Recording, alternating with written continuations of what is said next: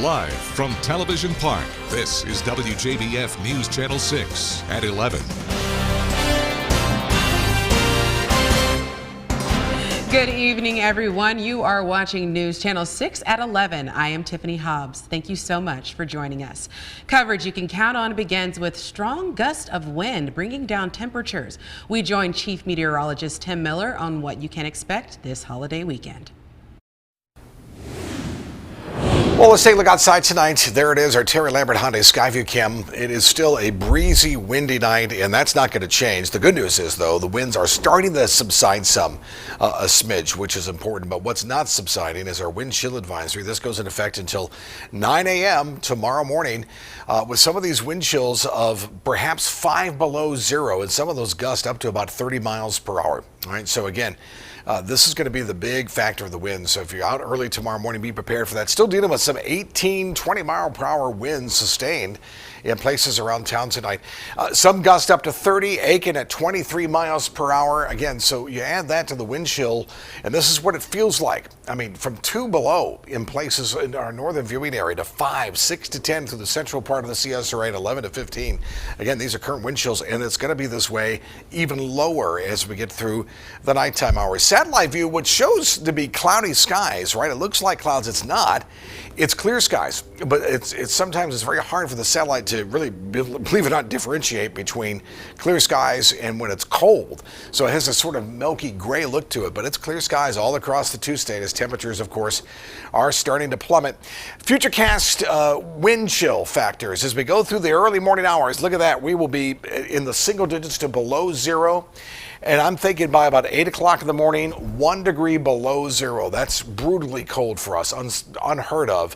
Notice as we go through the afternoon, it doesn't improve much, and then tomorrow night it'll get back down again. 13 degrees our overnight low. That's just the temperature. The wind chill, again, will be below zero. For tomorrow, 17 at 9 a.m. We're only in the low 30s for daytime highs for your Christmas Eve. Coming up, we're going to talk about these record cold temperatures. We're more than likely going to have a record high low temperature. We'll detail all of that out. The rest of your holiday forecast coming up. During this time where temperatures decline, many people try to find ways to stay warm. Georgia Power officials say safety must come first. A lot of people, they use generators during this time. Make sure that you never use a generator inside, and always make sure that you practice generator safety. If you have a fireplace, make sure that it is well ventilated. Simple things that people can do are draining garden hoses and water lines that are exposed to the elements. And if you are unsure, experts say allow your faucets to drip until the cold weather passes. Emergency management agencies and power companies in the area are working to decrease the impact of this cold weather and offer tips for this weekend. Power outages are common with this type of weather. Georgia Power officials say they've already restored power for around 120,000 people as of this morning and will keep working to restore outages as quickly as possible. The Burke County Sheriff's Office activated its emergency response team this morning to assist with the EMA if needed. The main thing is that they have enough supplies to last them for a couple of days in case with the high winds we get power outages or trees fall on the power lines. You know, they watch out for stuff like that, and then if they don't have to come out and drive, then don't. The emergency response team will be activated until Monday, and you can sign up to receive alerts from your local EMA on its website or by visiting WJBF.com. South Carolina leaders say with frigid temperatures, the state's power grid will hold up. The Office of Regulatory Staff Director says utilities serving the Palmetto State implemented some of the recommendations in the grid resiliency report. The state also established a task force to look at best practices. Our top 3 fuel sources in South Carolina are nuclear, natural gas, and coal-fired generation. That's where we sit today in terms of our baseload generation. That baseload generation is going to be called upon when we reach these cold temperatures. Director Edwards says utilities have been working on building up their fuel supplies in advance of the winter season. A shelter in Anderson, South Carolina opens up their doors to give a warm place for the homeless during the chilly holiday weekend. Hope Missions is usually open Monday through Saturday with limited hours during breakfast time, but with the bitter cold temperatures, they're now welcoming people all hours of the day and providing 3 meals. Director of Hope Missions, Dave Phillips, says their job is to make sure homeless are safe and also feel cared for. Page 1 of the Bible tells us we're all created in the image of God. And we just want to love people right where they are. We want to see the people that are unseen. We want to be able to embrace those that really haven't been embraced. Hope Mission says they will keep their doors open 24 hours a day until the cold front has passed. And to stay up to date on the latest weather forecast, radar, and more, download our Viper 6 weather app. It's free from your phone's app store, bringing you weather coverage you can count on. A community resource center in Allendale County may be forced to close its doors if the sale of its building goes through. Sean Cabbagestock has the story. And I was kind of concerned about it. At first I was not going to fight, but then the people began to fight, and they said that we need the smart box here in Fairfax. The smart box serves about 3,600 people a month, providing food, household products, a homework center, mentoring, and more. Close to 1,200 kids are fed during the summer. We don't even have a grocery store here in this town. The nearest one is like 5 or 6 miles away, and it's only one. And we have a little Dollar General here, but of course we don't have fresh food here. It was also instrumental in the county's recovery following the tornado in April of this year. And we were able to do roofs on houses with partnership with Clemson Extension. We were able to help people repair the top of their homes. A potential sale of the building where the organization runs its programs might force them to close. I've had 6 different people that were supposed to be my landlords, and at the end of each deal they backed out of the deal. And I think that happened because many of them came here, they saw what we were doing here. The community working to stop the closure, forming the Fairfax Community Coalition. But after seeing the depth of the people receiving, we have a lot of elderly and people on fixed incomes in this town, and it not only affects the town, but it affects Allendale County in a sense that a number of people that are fed. With a new mindset to better the town of Fairfax. That is our mission statement. The organization will look for space at the Fairfax Municipal Building if the sale goes through. We will be able to still offer the programs that we have, because we have SC Works here in this building as well. We have South Carolina Victim Assistance Network, which are pro bono lawyers that come in and service the people here in Allendale County. Coming up, a society in Savannah, Georgia has their annual Christmas gift event when we come back.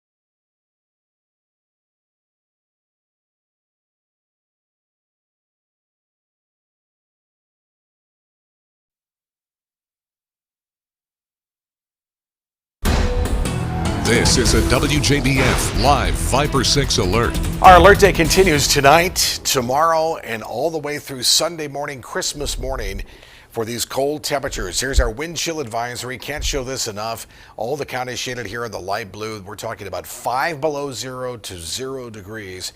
Again, this is something we've not seen in years and years. And even then, we're talking, this is a rarity for us, and it could be a problem. Tonight, wind chills already at 2 below zero in parts of the northern part of the CSRA, 6 to 10 through the central and down towards the south, 11 to 15 from Swainsboro to Sylvania. And it's going to get lower than that as we go through the nighttime hours. Tonight, we're looking at clear skies, although it may not appear that it is, but it is all across the southeast. This milky view here, the satellite has a hard time differentiating oftentimes between cold and clear skies when it gets super cold. And that's where we're at now. Frigid to say the least. Remember, this is air that's coming in from Siberia, Russia. Yeah, I mean, so this is what we were talking about. This is, again, it's a rarity, number one, to get that, let alone December, and let alone for it to come this far south. So a lot of first here tonight. Well, here we are. Futurecast, 11 o'clock tonight. It's clear skies. It is really a nice night. Beautiful clear skies. It's just going to be chilly. 11 o'clock. Tomorrow morning, cold with plenty of sunshine. It's another beautiful sunshiny day. And then once we get to tomorrow night, once again, those temperatures will start to fall and it will be cold. We'll have a few little clouds start to roll in for Sunday, Christmas morning, but that would really be about it. Still a beautiful day for Christmas Day. And then Christmas night, we're cold again as we get into Monday morning. So looking at futurecast wind gust, I'm still thinking overnight we're going to get a 29, 30 mile per hour wind gust. There's 6 o'clock Saturday morning. This will continue to take us into the midday hours for Saturday and even through the afternoon time. I mean, we're still going to get about 20 plus mile per hour wind gust. So therefore, the temperature and the wind, your wind chill will be a factor coming up all day tomorrow. So here we are at midnight. Now, you know, we're talking, splitting hairs here when you're talking these temperatures, 0 to maybe 4 below zero. It's so bitterly cold. That's why you have to bundle up tomorrow morning if you're out. Dress in layers upon layers, because that wind will come right through anything that you're wearing. And there's noon at 12 degrees. We'll be a little better by tomorrow afternoon, but once that sun sets, again, you'll see it. Temperatures will start to plummet with the wind chill factor. So here's what we can expect. 15 to 20 mile per hour winds, sustained winds, gust up to 30, a dangerous wind chill of 5 below 0 to 0. We may be done with the power outages, but still there could be sporadic power outages still overnight, so be prepared for that.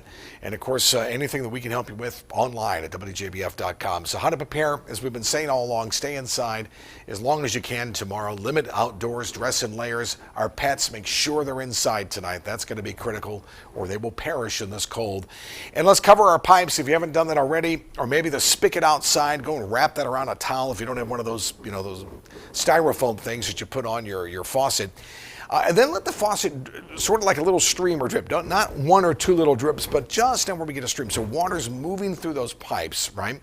And I would open up, you know, the bathroom, you know, the doors underneath the sink. Same thing with the kitchen. Let some of the warmer air of the house maybe get in there. I know some of it will be drafty, but listen, it'll keep the pipe safe, and that's what we want until all this is done. We got tonight, tomorrow night, and then Monday, and then we'll be okay.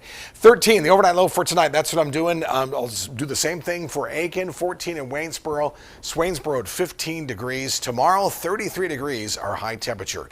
That will be a record high low temperature, which that record is 36. Bear in mind, the average high is 60, so we'll be well below that, obviously, as the next couple days will continue. Notice the 13, 17, 19, even for Monday morning, will slowly warm up and will bring the upper 60s back, believe that or not, by the time we get to New Year's Day. That's your forecast. Thank you, Tim. Well, a Savannah charity organization has their annual Christmas blessings today. For 37 years, the Martin de Perez Society of Savannah handed out Christmas gifts to children. The Christmas Blessing event was hosted by the Christ Church Anglican. Volunteers handed out bags full of presents, but the society president says this is just one of the ways they help local youth.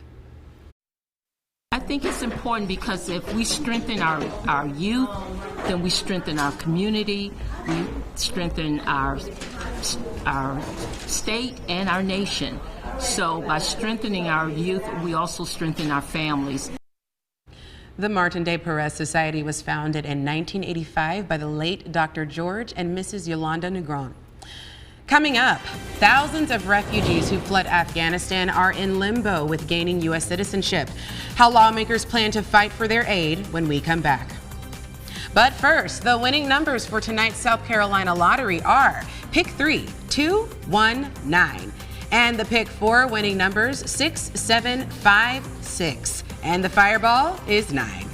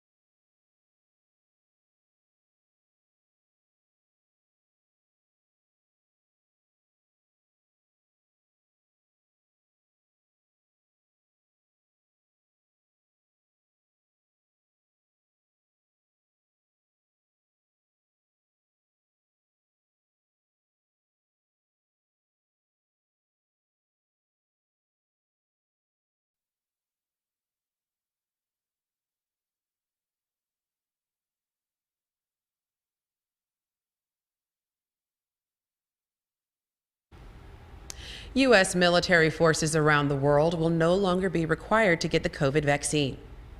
More than 75,000 refugees found a safe haven in the U.S. after American forces rapidly pulled out of Afghanistan. More than 75,000 refugees found a safe haven in the U.S. after American forces rapidly pulled out of Afghanistan. Now, those people are currently in limbo, including so many who risked their own lives. The U.S. government gave the refugees temporary humanitarian parole, which expires after 2 years. Senator Amy Klobuchar and other lawmakers were trying to pass a bill giving the refugees a pathway to permanent legal residency. The Republican leadership blocked it. Some Republicans opposed the legislation. They say in the rush to evacuate Afghanistan, some refugees' backgrounds weren't fully checked. Senator Rick Scott says that needs to happen before they're given permanent status. We need to understand who came here and are they good for this country. But Senator Lindsey Graham argues the legislation does include additional background checks and insists these refugees deserve American help. This is the right thing to do. These are the people that interpreted for us, that were there when we needed them during this 20-year war, and they have no place to go. If we send them back as a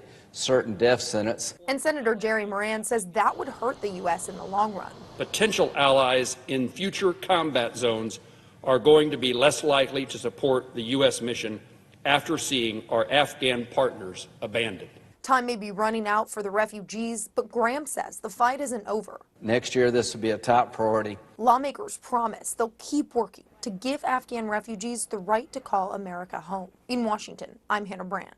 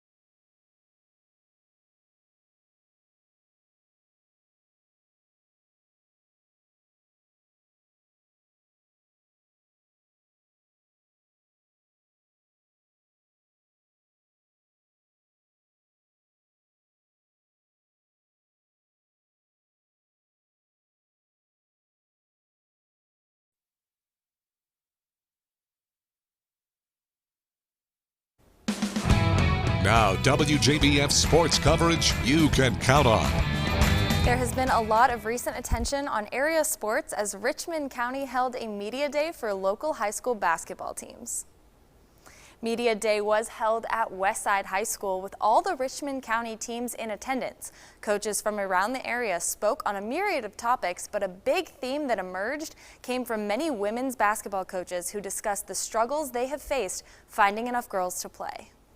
Glen Hills is one of the programs where we're still rebuilding, where I'm walking around the school and asking kids, can you play basketball? And all of the girls that we have on our team has never picked up a basketball. I'm not exaggerating. I'm like literally asking, like, I'll teach you how to play. I just need you to come out here and play.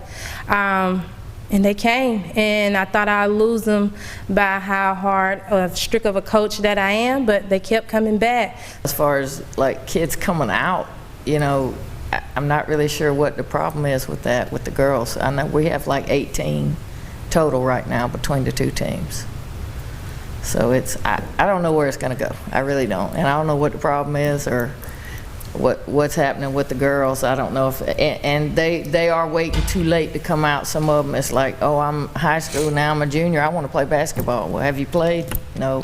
I think a lot of kids wait a long time before they decide they want to play basketball. So I think they're maybe a little intimidated coming into high school if they haven't played before, or they come, you know, to a practice and it's like, oh, you know, they're a little more advanced. So I think that's part of the numbers, part of the reasons. But again, we're still trying to get more women to watch the women's game, to be inspired to play basketball. So it's a work in progress. Many of these teams are gearing up for regional play, which will start after the holidays.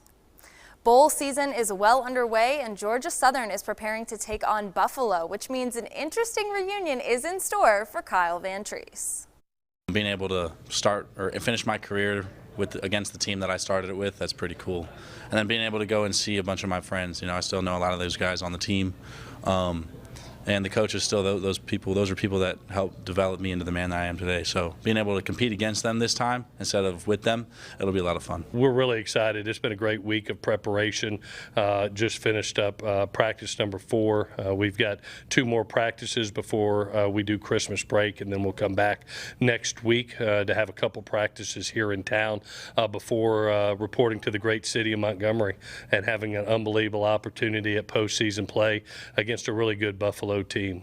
We've had the opportunity to scout them in all 3 phases. Extremely well-coached football team that you could see get better and better without the year. So we're excited about the opportunity and look forward to it. Kyle Vantrease and the Eagles will take on Buffalo in the Camellia Bowl on Tuesday, December 27th. That game will be played at noon in Montgomery, Alabama, and it will be broadcast on ESPN.